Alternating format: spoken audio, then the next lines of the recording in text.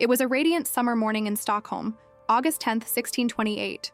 The air shimmered with excitement. Bells rang, flags fluttered, and the harbor buzzed with anticipation.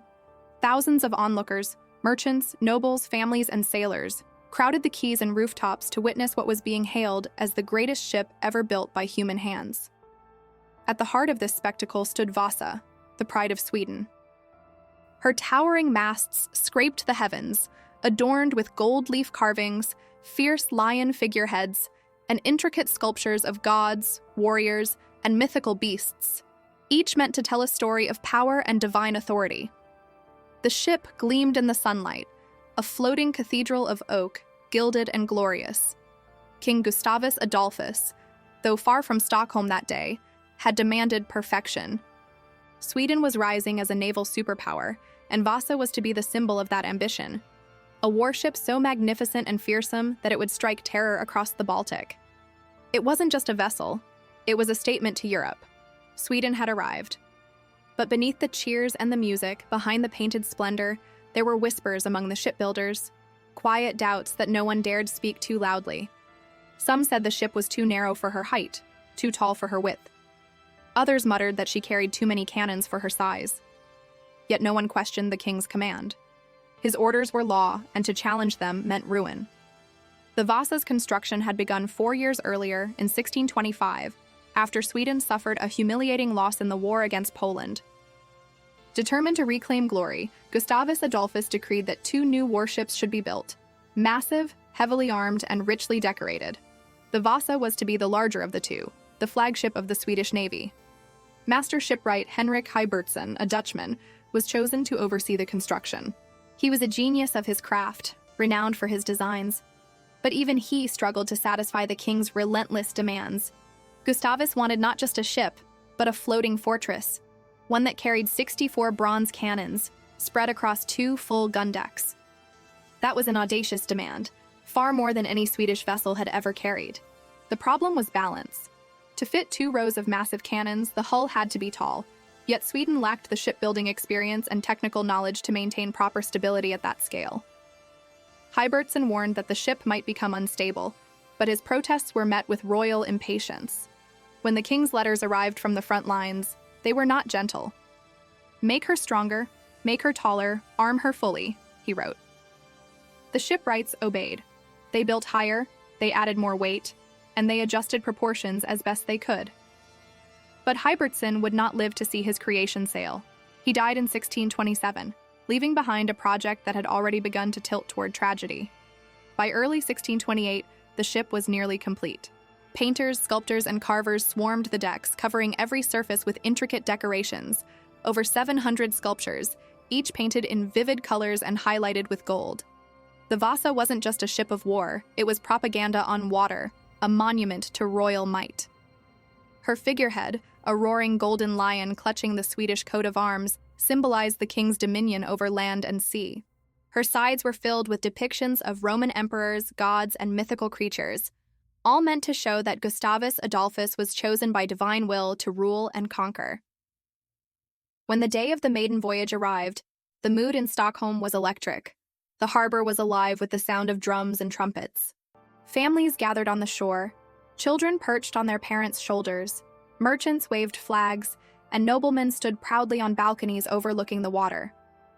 The crew of about 150 men, dressed in their best uniforms, took their positions aboard the grand ship.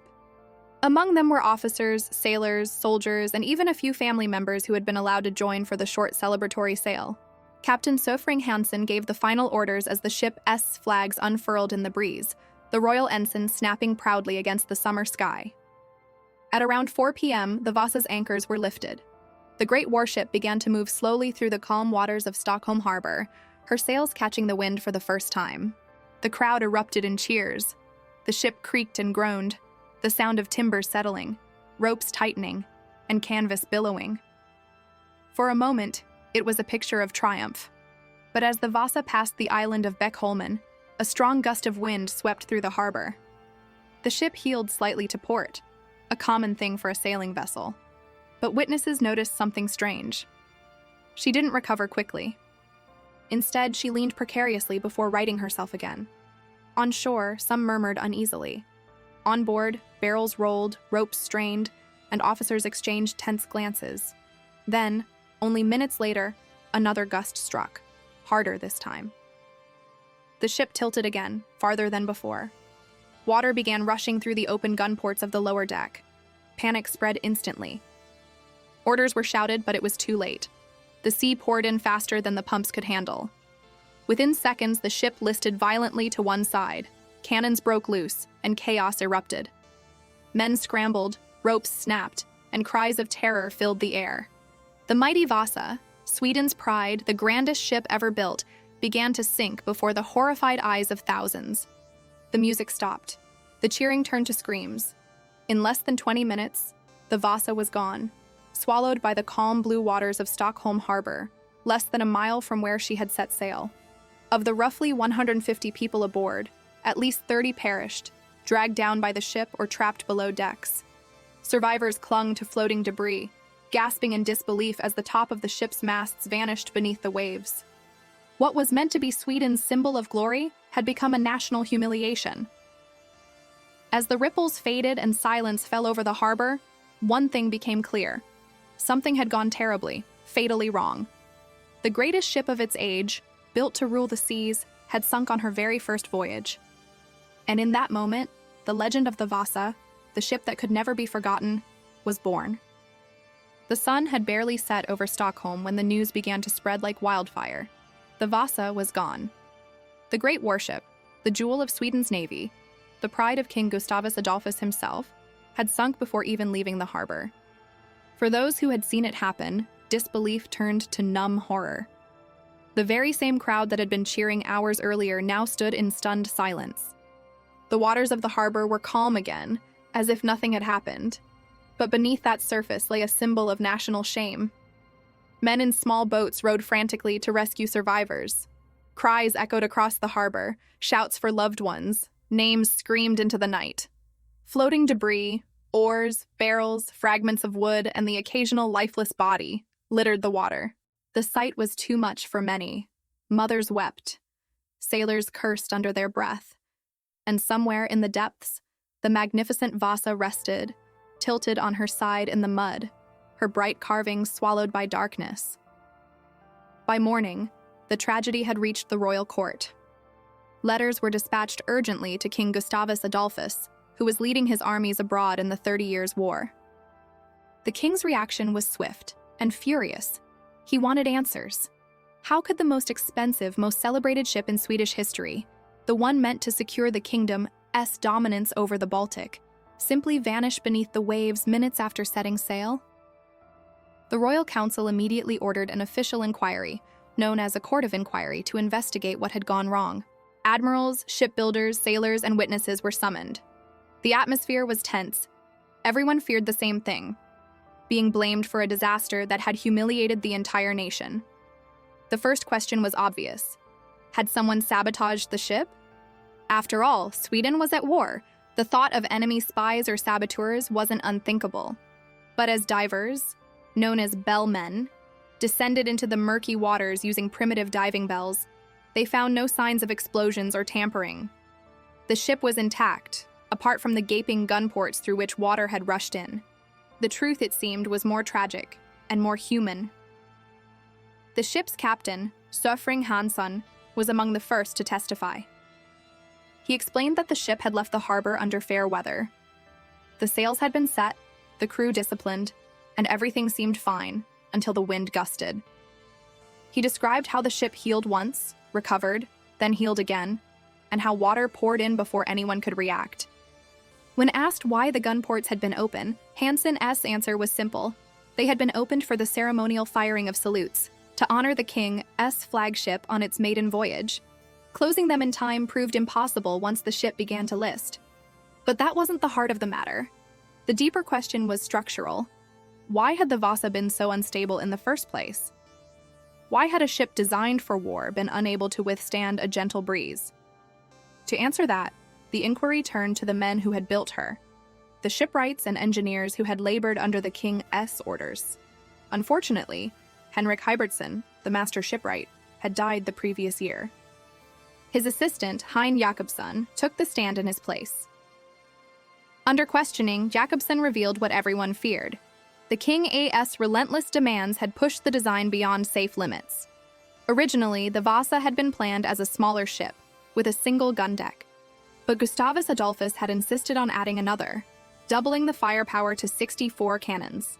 That change meant raising the height of the hull and adding hundreds of tons of extra weight above the waterline. Jakobsson tried to explain that this had made the ship dangerously top-heavy, but the king's orders were absolute. No one dared defy him. "Did you test the ship's stability before she sailed?" one of the council members asked.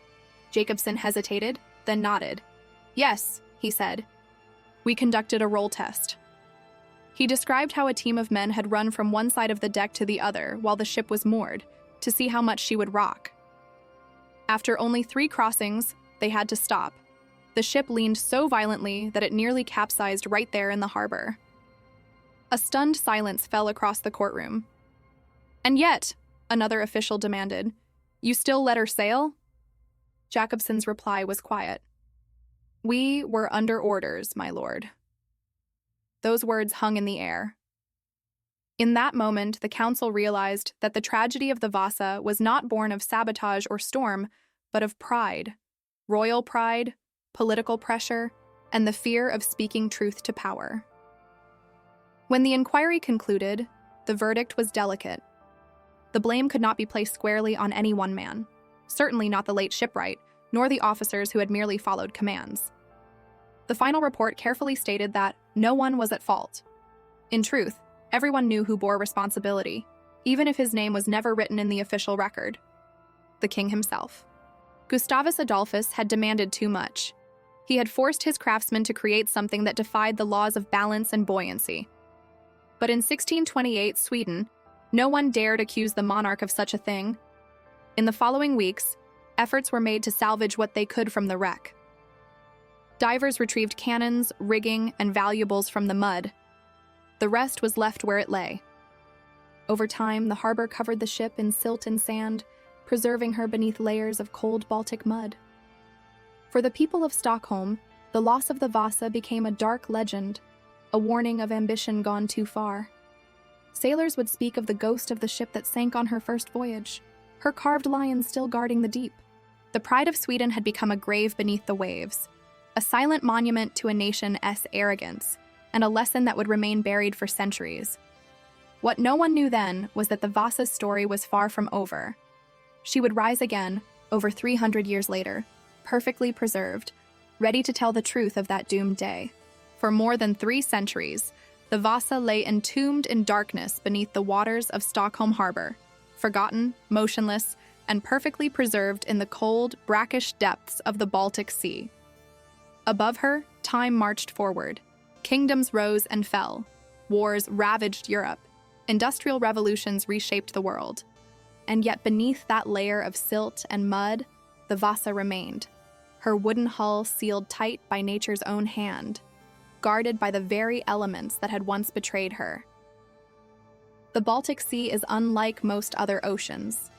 Its low salt content means that the tiny wood-eating organisms, shipworms, that devour wrecks in warmer waters cannot survive there. That one simple fact became the reason the Vasa endured. Her oak timbers, carved decorations, and cannons rested in a silent cathedral of silt, untouched by decay. Through the 1600s and 1700s, the story of the ship faded into folklore. Fishermen occasionally snagged their nets on something hard near Beckholmen, and old sailors would whisper that it was the cursed bones of the king's ship sleeping below. But few believed the tale. By the 19th century, Sweden had become a modern nation, proud of its industry and innovation. The tragedy of the Vasa was little more than a historical curiosity, an embarrassment buried by time. No one imagined that the great ship still existed, intact, only meters below their feet. And yet, every tide, every current, every whisper of movement in the harbor stirred the silt that covered her, shifting the sands around her hull like an ancient breath. Within that cold darkness, she waited. Her carved lions, angels, and sea monsters, once painted in brilliant reds, blues, and golds, stood frozen in time, faces locked in eternal expressions of pride and fury. The silence that surrounded her was more than physical. It was historical, emotional. The silence of a nation that had forgotten its own failure. But the Vasa was not gone. In the early 20th century, as technology advanced and diving became more practical, Swedish marine explorers began to rediscover wrecks from the nation's naval past. They mapped old shipyards, examined archives, and retrieved relics from the seabed. It was only a matter of time before someone turned their attention to the legend of the Vasa. That man was Anders Franzén, a naval engineer, amateur archaeologist, and relentless dreamer. Born in 1918, Franzén had grown up fascinated by maritime history. While most people considered the Vasa a myth, he was convinced the ship still existed, and not just in fragments, but whole. He knew about the unique chemistry of the Baltic Sea and believed that if the Vasa had sunk in its waters, she might still be preserved. Through the 1940s and early 1950s, Franzén pored over dusty naval records, maps, and ship manifests, hunting for clues. He traced the Vasa's final voyage step by step, where she was launched, where she sank, what salvage attempts had been made. Each document brought him closer to the truth. By 1956, Franzén was ready to begin the search. He built his own homemade core sampler, a long metal pipe that could collect sediment from the seafloor. Working from a small motorboat, he began systematically probing the harbor bed near the spot where records said the Vasa had gone down. For weeks, he found nothing but mud, stone, and disappointment. But on one fateful day in August 1956, his sampler struck something solid. When he pulled it up, he noticed the smell of old oak, soaked in brine and centuries of time. Franzén's heart raced. He marked the coordinates carefully and returned with divers from the Swedish Navy. What they found would rewrite history. Descending into the murky darkness, the divers' lamps illuminated something massive, something unlike anything they had ever seen. The curved side of a wooden hull, rising from the mud, almost completely intact. When they surfaced, they were silent for a long moment. Finally, one diver said, "She's there. She's really there." The discovery sent shockwaves through Sweden. The ship that had vanished in shame had been found, preserved like a time capsule from the 17th century. Journalists called it a miracle under the sea. For the first time in centuries, the Vasa's name was spoken with awe rather than embarrassment. But finding her was one thing. Raising her was another. The wreck lay at a depth of around 32 meters, deeply embedded in silt. She was fragile, heavy, and centuries old. One wrong move could shatter her into splinters. Still, Franzén and the Swedish Navy refused to let her remain buried. They believed that the Vasa was not just a wreck. She was a national treasure, a link to the past that deserved to be seen again. For months, engineers, divers, and historians planned the most ambitious maritime salvage operation ever attempted. The project would involve underwater tunnels, steel cables, pontoons, and extraordinary precision. But as they stood over the dark waters, preparing to raise the ship that had haunted Swedish history for 333 years, no one could ignore the symbolism. The Vasa, once a monument to arrogance, was now a monument to perseverance. The very act of raising her was an act of redemption. The world was about to witness the resurrection of a ghost, a ship that had refused to be forgotten.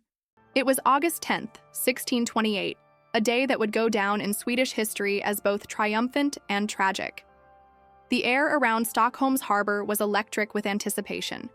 After 3 years of tireless labor, King Gustavus Adolphus's mighty warship, Vasa, stood ready for her maiden voyage. Thousands of spectators lined the docks and hillsides, eager to witness the pride of Sweden set sail. Flags fluttered, church bells rang, and cannons thundered in salute. The king himself was away campaigning in Poland, but his officers and shipwrights were determined to make him proud. Vasa gleamed like a floating cathedral. Her towering masts pierced the sky, and her sides were adorned with hundreds of vibrant sculptures, gods, lions, warriors, and angels, all painted in rich hues of red, blue, and gold. She was both a symbol of divine favor and royal power, a message to the world that Sweden had arrived as a maritime force. As the crew, nearly 150 men, climbed aboard, Captain Zufring Hansen gave his final orders. The ship's sails were unfurled, catching the light breeze. Drums beat. Orders rang out across the decks. Slowly, majestically, Vasa began to move. At first, the launch was flawless. The crowd cheered as she glided past the fortress walls of Stockholm's harbor. But beneath the celebration, a silent danger stirred. Each time the wind filled her sails, the great ship leaned, first gently, then more alarmingly. Water began to lap at her open gun ports. Inside, sailors scrambled, their boots slipping on the tilting deck. Barrels rolled, ropes snapped, and shouts of confusion turned to panic. Then, without warning, a powerful gust caught the sails. The Vasa heeled sharply to port, so far that seawater poured through the lower gun ports in torrents. Within minutes, the majestic ship that had taken years to build began to die before the eyes of her nation. The crowd's cheers turned to horrified cries. Mothers clutched their children. Sailors leaped into the dark water, their heavy uniforms dragging them down. The ship listed further, the stern rising high before vanishing beneath the surface. In less than 20 minutes, it was over. Vasa, Sweden's grandest warship, lay at the bottom of Stockholm harbor, just a few hundred meters from where she had set sail. More than 30 souls perished that day. Survivors clung to floating debris, staring in disbelief at the rippling water where the proud vessel had once stood. The silence that followed was deafening. The crowd that had come to witness a triumph instead watched a national humiliation unfold. A catastrophe born not of fate, but of human pride and engineering failure. The sinking of Vasa was not just a maritime disaster, it was a wound to Swedish pride. Yet, as the waters settled over her ornate carvings and gilded hull, no one could have imagined that this tragedy would one day give birth to one of the world's most extraordinary archaeological discoveries. The sinking of Vasa sent shockwaves through the Swedish kingdom. News of the disaster spread rapidly across Stockholm, reaching the royal court within hours. The warship that was meant to symbolize the might of Sweden had sunk barely 1,000 meters from shore, before even reaching open water. King Gustavus Adolphus, though away on campaign in Poland, was furious.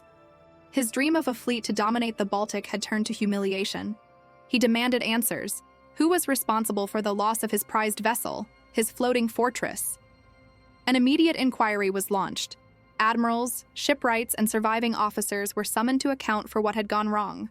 The courtroom echoed with nervous voices and the clinking of armor as the investigation unfolded before the Royal Council. Captain Sofering Hansen, shaken but alive, stood before the tribunal. He described how Vasa had listed as soon as the sails caught the wind, how water had rushed through the open gun ports, and how the ship sank in mere minutes. The officers and crew confirmed his account, describing how the ship had always seemed unstable, even at anchor. Attention then turned to the man who had designed and built Vasa, Master Shipwright Henrik Heibertson. But fate had spared him the court's wrath. He was already dead, having succumbed to illness months before the launch. His assistant, Hein Jakobsen, was left to defend the design. Jakobsen explained that Vasa's dimensions, her width, height, and weight, had all been ordered directly by the king. Gustavus Adolphus had personally demanded 2 full gun decks, each lined with massive bronze cannons. It was this decision, Jakobsen argued, that had doomed the ship. Her hull was too narrow for such heavy upper decks, making her dangerously top-heavy. The inquiry revealed the truth. Vasa had been a victim of political ambition. The king wanted a ship that would outshine every rival on the Baltic, faster, taller, more heavily armed than any other. No one dared to question his demands. The royal command had become law, and Heibertson, caught between expertise and obedience, built the impossible. During the hearings, one admiral famously demonstrated Vasa's instability using a simple test. He ordered 30 sailors to run side to side across the deck of a model. After just a few runs, the model nearly toppled. The conclusion was undeniable. Vasa had been doomed from the start, and yet no one was punished. The court could not accuse the dead shipwright, nor could it blame the king. The final verdict was diplomatic, even evasive. The cause of the disaster was declared to be the will of God. But among the shipbuilders and sailors of Stockholm, whispers spread that Vasa's fate was sealed not by divine intervention, but by human arrogance. A ship built to be invincible had been betrayed by pride and haste. The wreck would remain where it fell, just beneath the waters of Stockholm's harbor, its ornate carvings and cannon-lined decks hidden under layers of silt and darkness. For centuries, the Vasa would rest there, forgotten by most, remembered by few, until the day when modern technology and human curiosity would bring her story back to life. For more than 3 centuries, the Vasa slept beneath the cold, murky waters of Stockholm Harbor. The world above moved on.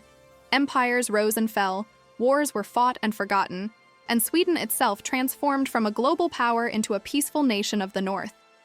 Yet, in the depths, the ghost of the Vasa remained untouched, preserved by the Baltic Sea's strange chemistry and the silt that wrapped her like a shroud. Unlike other seas, the Baltic is almost entirely free of shipworms, tiny creatures that devour wooden wrecks in warmer waters. Because of this, Vasa's timbers remained remarkably intact, protected by the cold and brackish depths. Her masts, carved figureheads, and even ropes lay waiting in silence, as though frozen in time. Local fishermen often spoke of the wreck. Stories passed through generations. Some claimed their nets snagged on something massive below, a structure of wood and iron. A few even whispered of curses, that the ship's sinking had been divine punishment, and her ghost haunted the waters of Stockholm. But the truth was far less supernatural, and far more miraculous. The Vasa was, unknowingly, one of the best preserved shipwrecks in the world. Her ornate carvings of lions, angels, and warriors, once painted in brilliant colors, still clung to the hull. Her cannons rested where they fell. The skeleton of the ship remained almost whole, resting upright in the mud. For centuries, few dared disturb her resting place.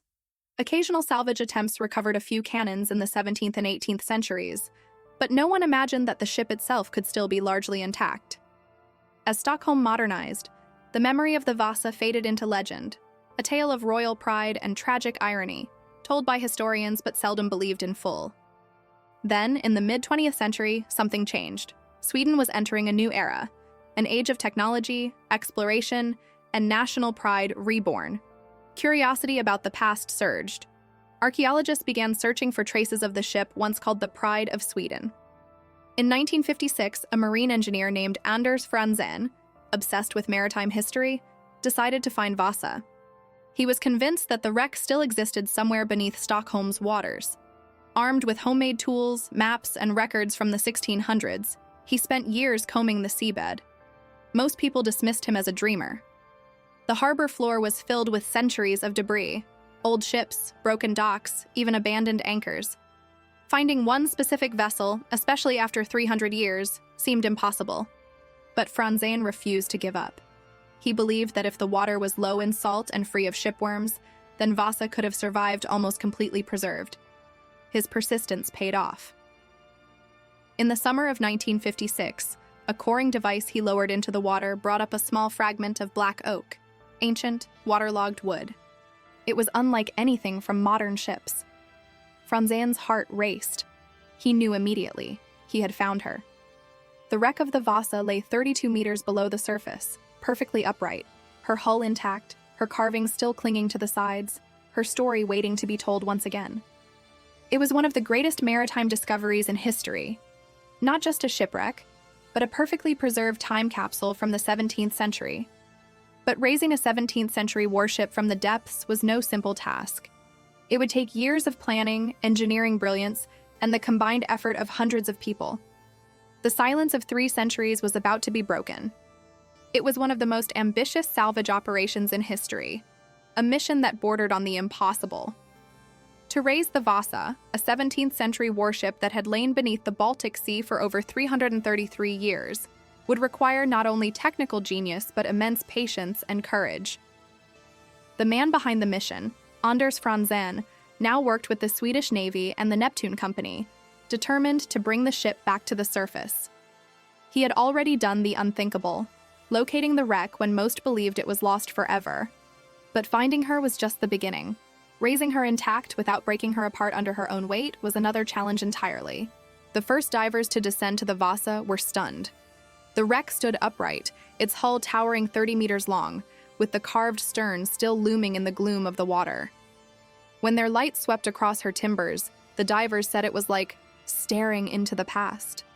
Wooden carvings of lions, cherubs, and warriors stared back, their faces ghostly pale from centuries underwater. The ship was nearly whole, as if she had simply sunk yesterday. But time was still her enemy. The mud that had preserved her could also destroy her if disturbed too violently. A single wrong move could collapse the structure. So, the team decided on a method never before attempted on this scale. Divers would dig 6 massive tunnels beneath the Vasa's hull. Through those tunnels, they would thread steel cables attached to pontoons at the surface. Then, slowly, inch by inch, the ship would be lifted out of the mud and into shallower water, a process that would take years. It was dangerous, freezing work. The divers, wearing heavy brass helmets and lead boots, worked in near darkness, feeling their way through centuries of silt. Sometimes they emerged shivering, covered in mud, barely able to speak from exhaustion. Many compared it to working inside a grave. In 1959, the first stage of the lift began.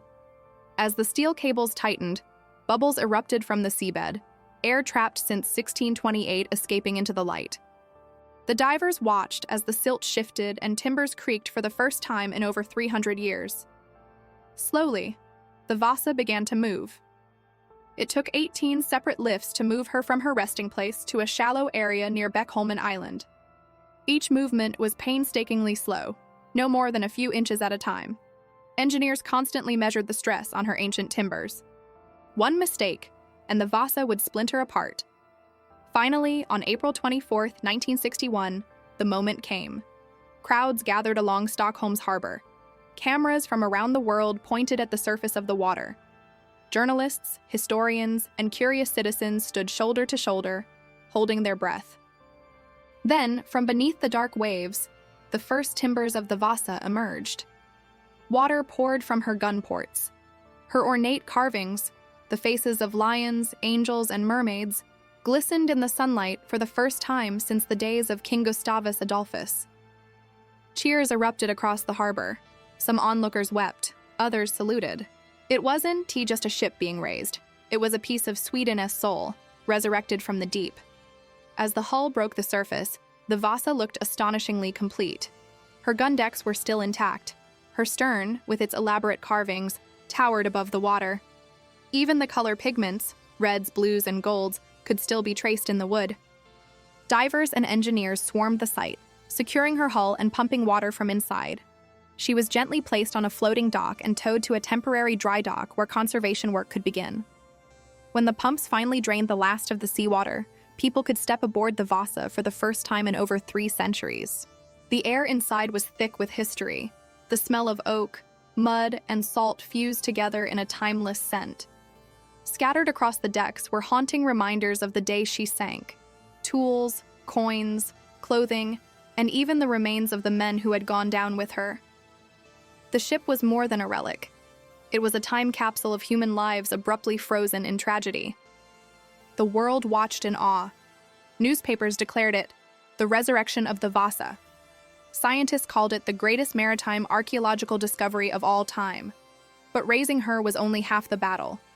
Now came the fight to preserve her, a battle against time, decay, and chemistry itself.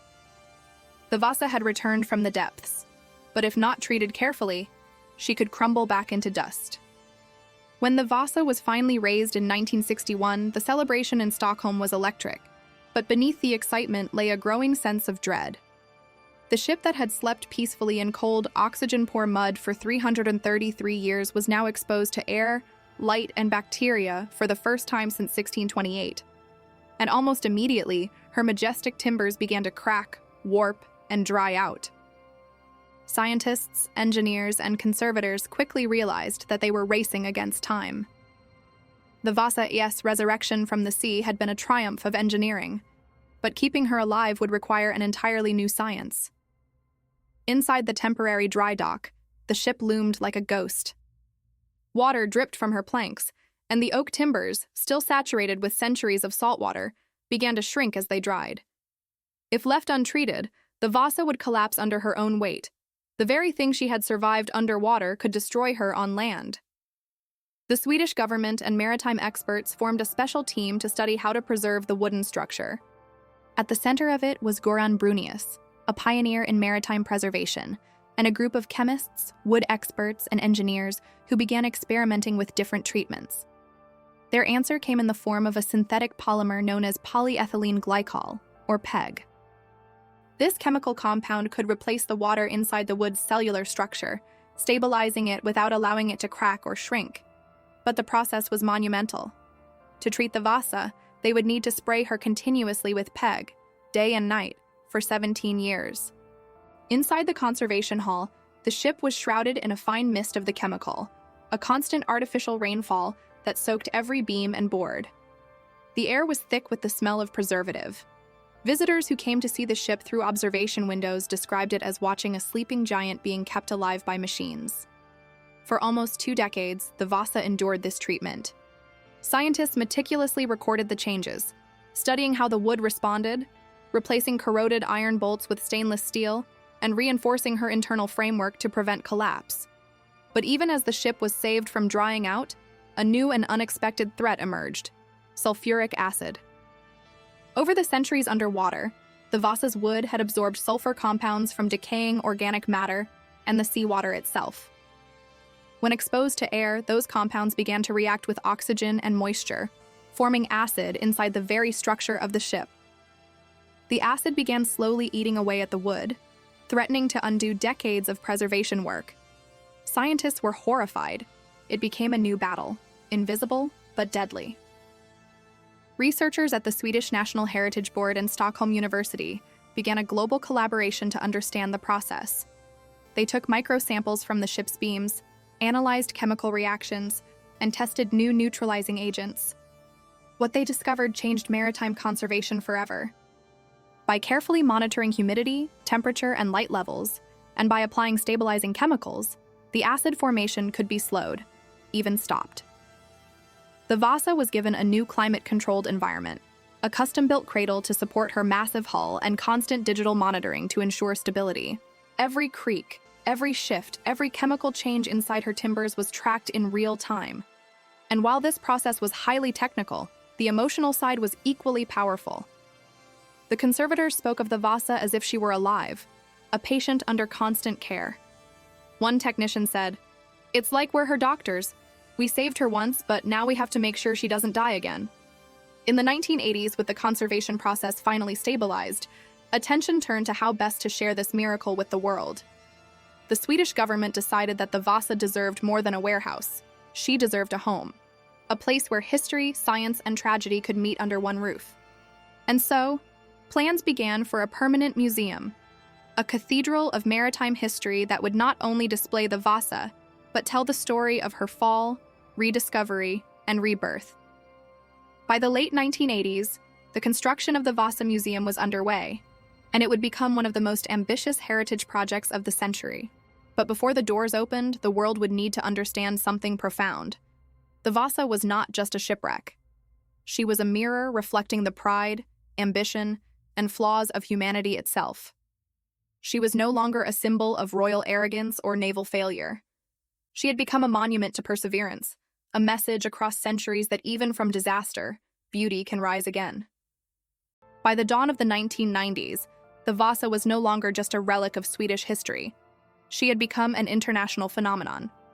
Her preservation had captured the imagination of historians, scientists, and the general public alike. But to truly honor her story, she needed a permanent home worthy of her grandeur, tragedy, and rebirth. And so, in the heart of Stockholm, on the island of Djurgården, construction began on what would become the Vasa Museum, a building unlike any other in the world. The architects faced an extraordinary challenge. How do you design a structure that can hold a 69-meter-long 17th-century warship, one that must be kept in perfect climate control, away from humidity, sunlight, and the corrosive breath of time? The answer was a marvel of modern engineering. Rising like a great ship itself, the museum's roofline was inspired by masts and sails, while the interior was a dark, cathedral-like space that evoked reverence the moment visitors entered. The lighting was dim, the air cool, and carefully regulated. As people stepped inside, they didn't just see a ship, they felt her presence. When the museum opened its doors in 1990, it instantly became a sensation. Thousands of people flooded in on the first day, and millions would follow in the coming decades. Visitors from all corners of the globe came to stand before the Vasa, her towering hull stretching toward the ceiling like a ghostly titan frozen in time. Walking into the main hall was like stepping through a portal to 1628. The ship, preserved in her haunting beauty, loomed above, with her ornate carvings and sculptures restored to their original shapes. Her stern was a masterpiece of Baroque design, hundreds of intricate figures depicting gods, kings, angels, and demons. They told the story of Sweden's royal power, ambition, and divine destiny, carved into every plank. But what truly captivated visitors was the human story. Around the ship, exhibits told the tales of those who had perished aboard her, the sailors, soldiers, and civilians whose remains had been found during the excavation. Using forensic reconstruction, scientists had recreated faces from the skulls recovered from the wreck. Visitors could look into the eyes of people who had lived and died on the Vasa. A young boy, a sailor in his 20s, a woman in her 30s, each with their own untold story. It wasn't just a ship anymore, it was a floating time capsule of human dreams and disaster. The museum didn't shy away from the tragedy. Panels explained the arrogance of the king's orders, the lack of stability tests, and the fatal rush to launch. The Vasa had become more than a monument. She was a lesson in the dangers of pride and unchecked ambition. But she was also a beacon of what humanity can achieve when curiosity, dedication, and science come together. Her preservation had rewritten the book on maritime archaeology. The techniques developed to save her, from the use of polyethylene glycol to advanced environmental control, became the global standard for conserving shipwrecks. Maritime experts from around the world came to study her. The lessons learned from Vasa helped guide the recovery and preservation of other historic ships, including the Mary Rose in England and the Batavia in Australia. The Vasa Museum became Sweden's most visited attraction, drawing over 1 million visitors every year. It wasn't just a museum, it was a living bridge between centuries. School children stared in awe at the colossal warship that had been built when knights still roamed Europe.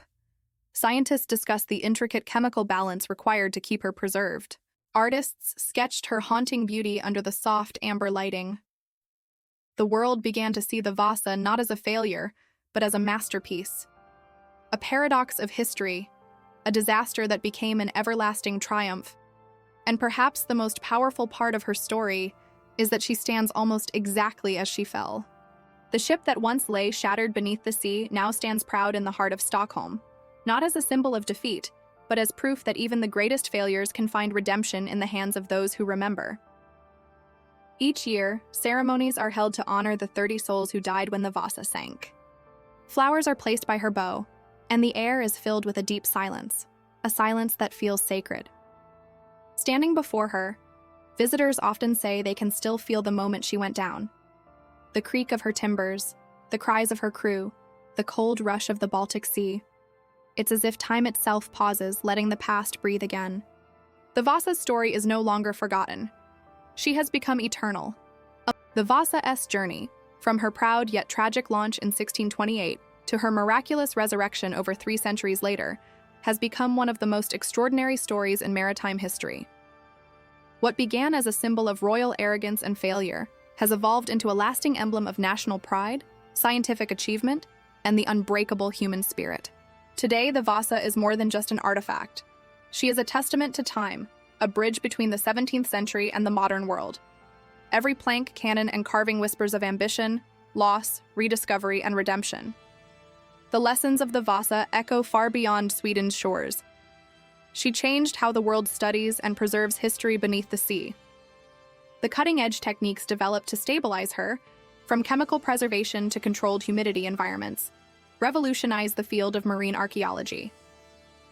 What was once considered impossible became achievable, thanks to the ship that once sank on her maiden voyage. In classrooms, museums, and documentaries around the world, the Vasa's story continues to inspire curiosity. Historians see her as a vivid case study in human ambition and failure.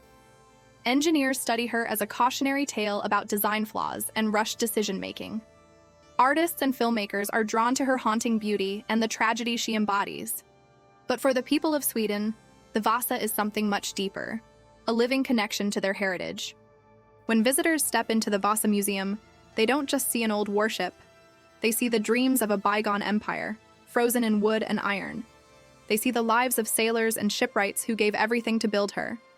They see the scientists and divers who risked their lives to bring her back from the depths. Every creak of her preserved hull tells a story of pride, disaster, rediscovery, and triumph. In a strange way, the Vasa achieved in death what she never could in life. Though she never fired a single cannon or completed a single voyage, she has outlived every other warship of her era. The ships that once sailed beside her have long since rotted away, but the Vasa stands nearly intact. A ghost reborn, a masterpiece preserved. Over 30 million people have visited her since the museum ES opening in 1990. Each one stands in silent awe, gazing up at the towering hull that looms like a giant shadow over history itself. Some come for the tragedy, others for the craftsmanship. But all leave with the same feeling, a sense of wonder at how something so lost could be found again. She has become one of Sweden's greatest treasures, not because she was perfect, but because she wasn't. The Vasa reminds us that failure can hold more meaning than success, that even the greatest mistakes can teach the world something enduring.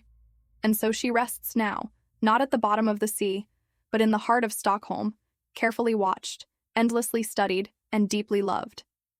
The Vasa is no longer just a warship.